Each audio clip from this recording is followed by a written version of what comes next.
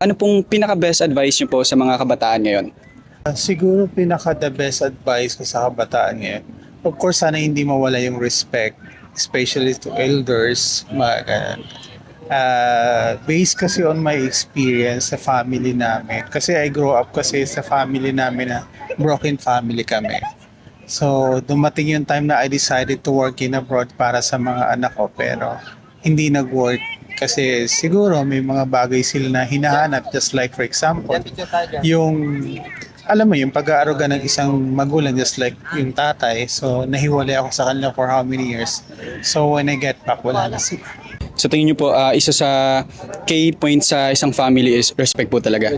Can express love to each other, yung mga ganong bagay.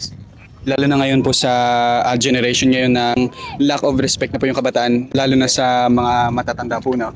Lalo na ngayon talaga, totoo yun. It will gonna be happen to, even though hindi lang naman sa Pilipinas, even to other countries also. Pero yung sa Pilipinas kasi kailangan hindi mawala sa culture natin yung pagkakaroon ng respeto sa mga nakakatanda, sa magulang natin, and always express love to each other.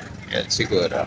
Anong masabi niyo po ngayon? Bihira na lang po kasi yung gumagamit ng po at opo.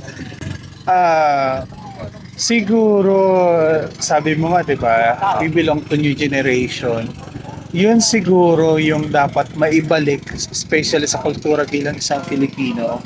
Kailangan hindi nawawala yan eh. Kasi tatak sa atin yun eh, ever since. Alam niyo yun, even in the old chastity, we always try to use po at opo. So dapat hindi nawawala yan. Kasi it's a sign of respect.